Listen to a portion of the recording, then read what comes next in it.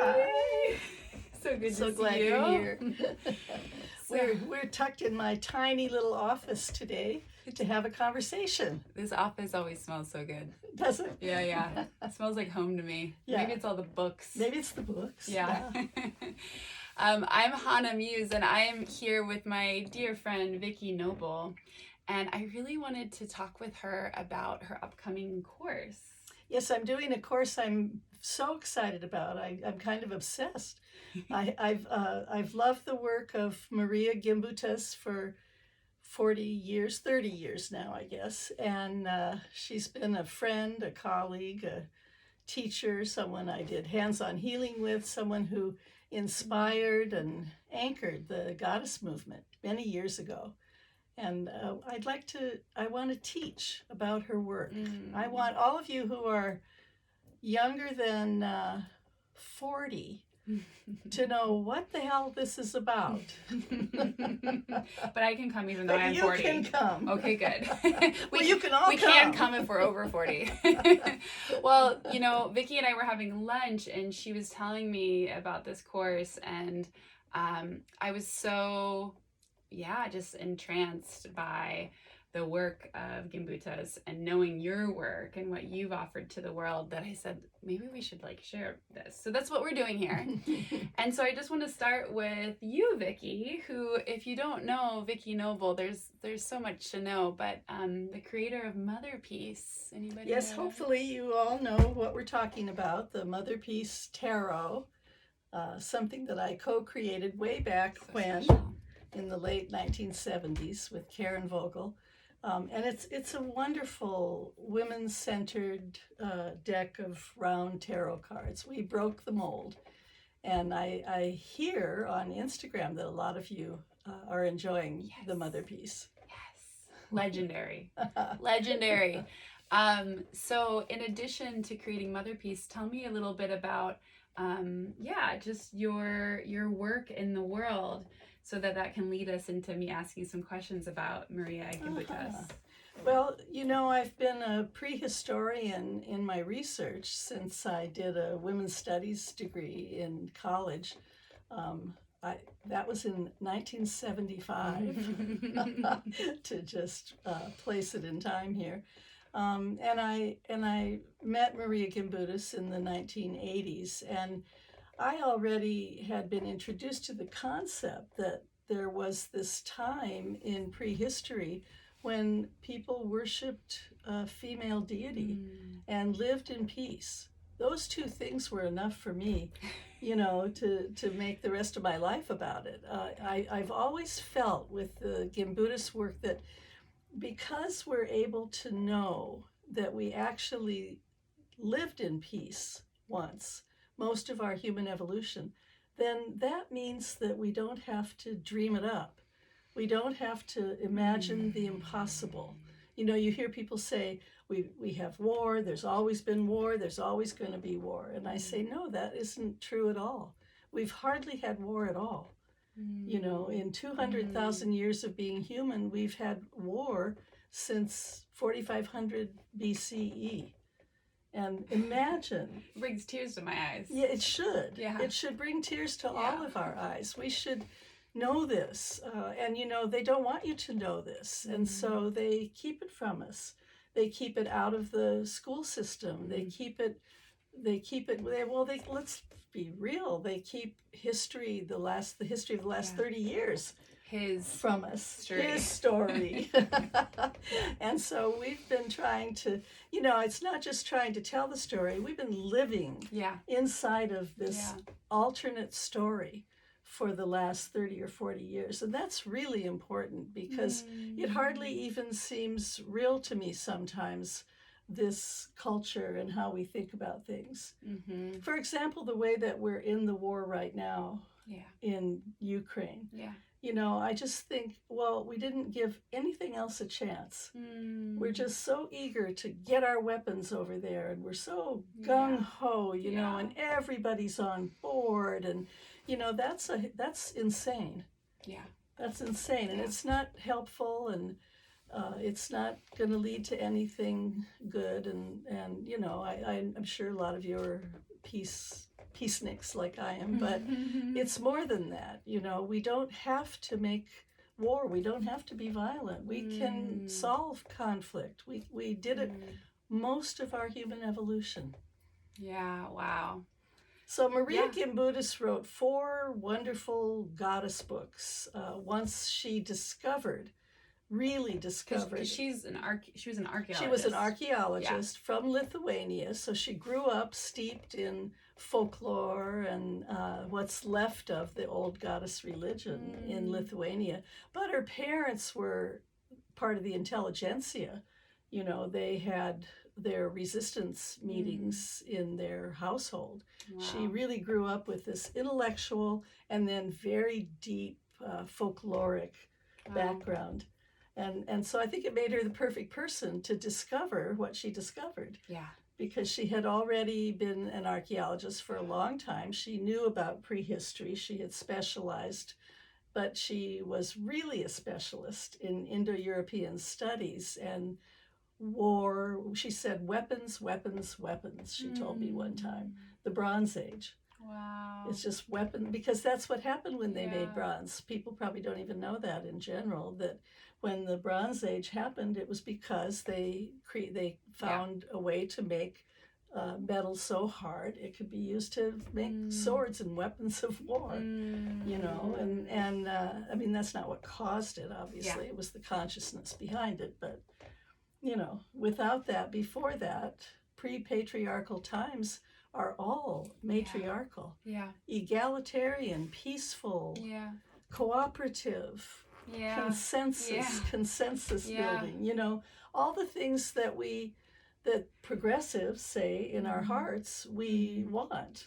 Well, and we need to know it's possible. We need to know it's possible. We need to know that because we're living in a time, and I think for, you know, a few hundred years or more, we've been probably living in a similar time where, there's a loss of faith on a lot of levels, and we're still still going, but it's a little bit like, is it actually possible? And so what you're saying is, Gimbuta's work shows scientifically that and not only is it possible, it has been so. And not only was it so, it wasn't for 5 minutes. It was a very sustainable culture in old Europe. Yeah. It started in the 7th millennium. It grew and expanded up along the Danube River and to the Black Sea and really most of southern and central and eastern Europe. Yeah.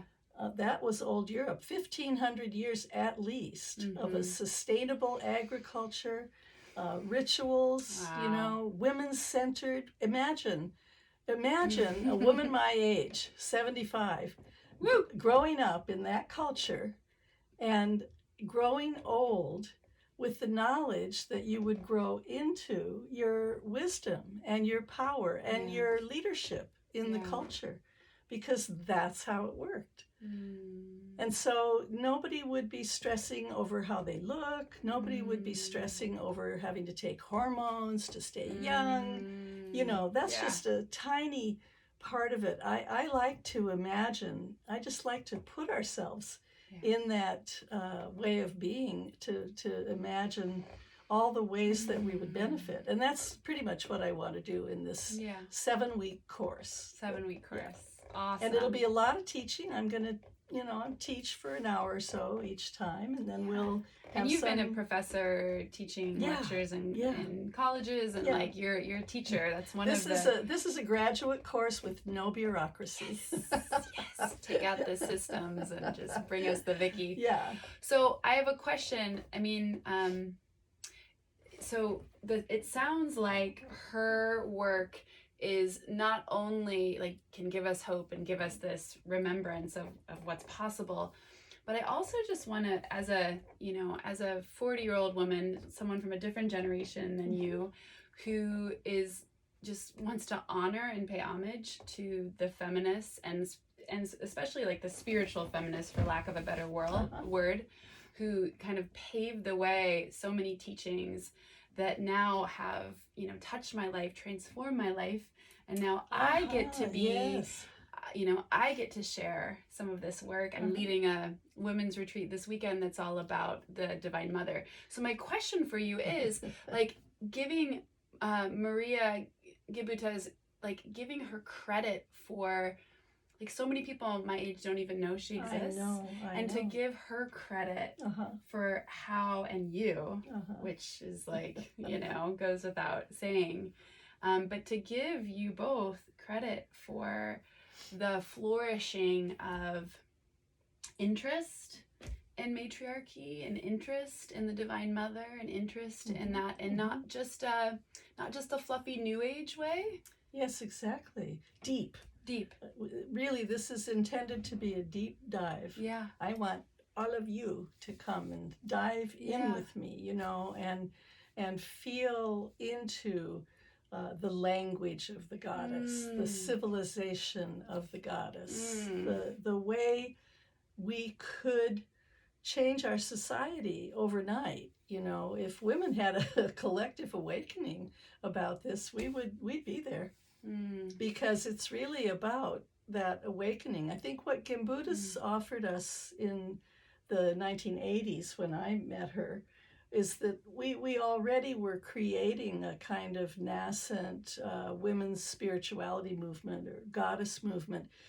And when we discovered Maria's work and even just her as a person, we somehow coalesced, our whole movement coalesced around her. And for decades we've sort of avoided that topic because archaeologists flipped out about that. They couldn't stand that she got so popular. The patriarchy couldn't handle it. And couldn't handle the female religion. And so we stepped back from that for a long time and sort of left it alone. And I have come to the point in my life where I feel like, no, we need to honor that she was not only a brilliant archaeologist, she was a spiritual teacher. She was born to do this work, just like I was born to do this work, and you were born to do this work. And that lineage, that's our lineage that goes on and on and on, And one of the things she gave us was the understanding of this long continuity. It's like 9,000 years of similar motifs and symbols and I can't wait to hear about it. It's so juicy. So let me ask you this, who should take this course? Like, what sort of people? I mean, off the top of my head, I'm thinking people who are interested in the history of the real history, the real history or herstory of civilization and matriarchy.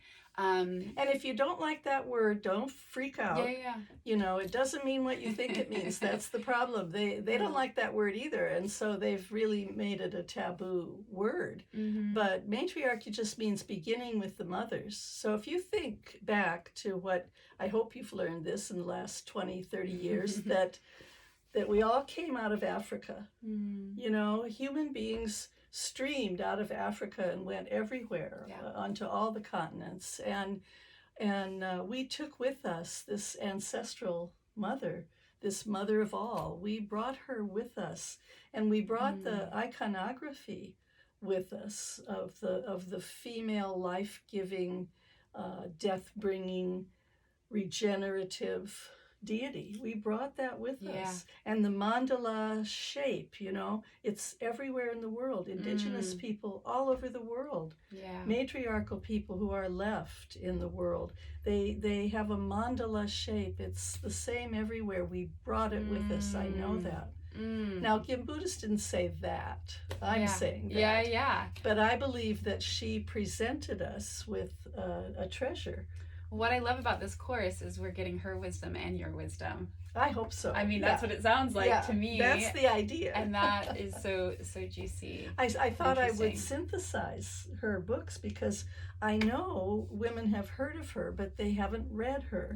And I can understand it. It's a whole course in itself, a course of study. And you can help us integrate it with other concepts. Exactly. And make it relevant. I want to talk about, I don't just like to talk about agriculture, how I think they did it.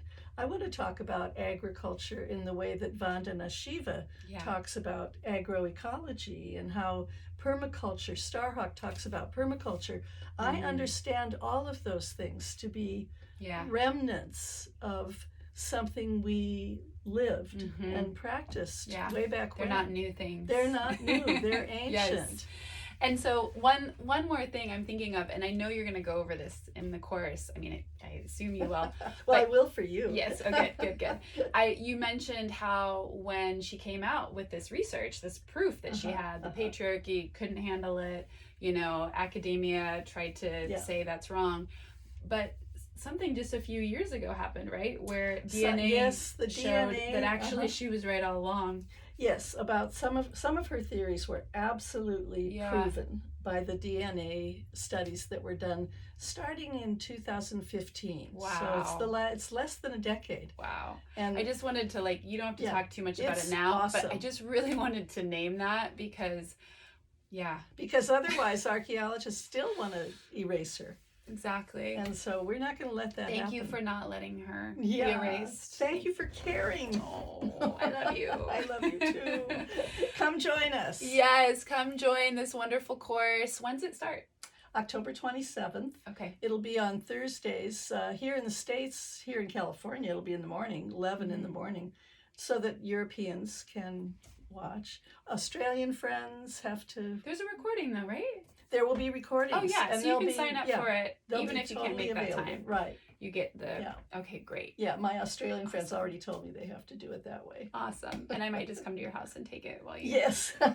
You come sit right here while we do it. Perfect. Thank you so much. Thank you. Thank Bye-bye. you, Vicki.